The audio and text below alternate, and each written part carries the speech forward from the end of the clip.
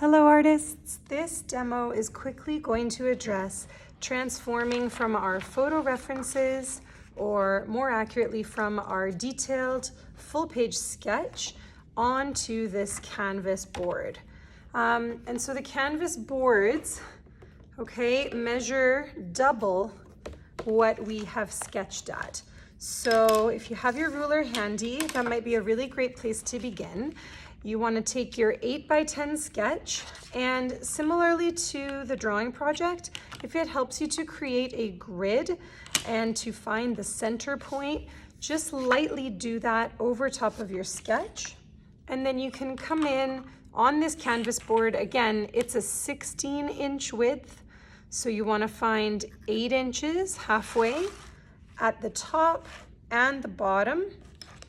And then just connect those lines as well as the other direction. And this is going to allow you to just start to observe all of these shapes and forms that you included in your drawing. And when in doubt, again, you're just going larger. You're going from what you already know, from what you already sketched, and you're kind of redefining it, and you're including the details that are from your imagination, from your sketch, and or from the photo. So it's nice to have both present sometimes as you're doing this. If you make a mistake, I really recommend changing it first, drawing back in, and then when you feel happy about how that's looking, then you can take your eraser and try to erase it back. You also are going to want to erase these grid lines so that they're not present in your background before you start to add any paint. But you'll notice as well, sometimes the eraser makes more of a mess than it helps.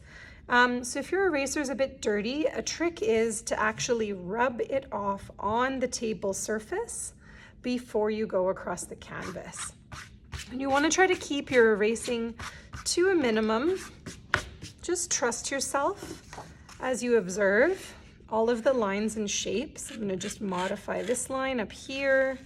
Again, I'm knowing that I can change things and also that I can paint over things, but trying to keep a nice clean drawing, trying to include all those little details. I changed and added in different letters from brands here, more personal to me, different letters, adding the hearts, changing with colors, adding perhaps, in this case, Ben-Day dots or pointillism.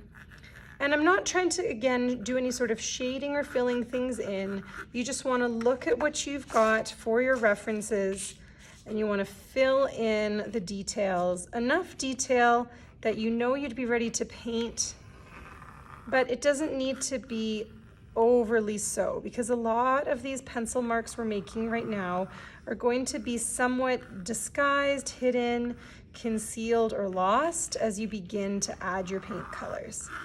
And then I would just continue using the center line to help me. I think I need the photo for this one. It's a little bit of a tricky shape, but just trusting to observe and draw carefully. Once you have all of your elements completed, again, you may want to erase the grid lines, or if you had a bit of a heavy-handed approach, these types of lines, try to avoid that. Really come over those with your eraser and try to knock those back or lighten them up, simply because with lighter colors like this gray or this yellow, for example, it's going to be a little bit tricky to actually hide that gray graphite line. So look and draw, measure if you need to, and happy sketching.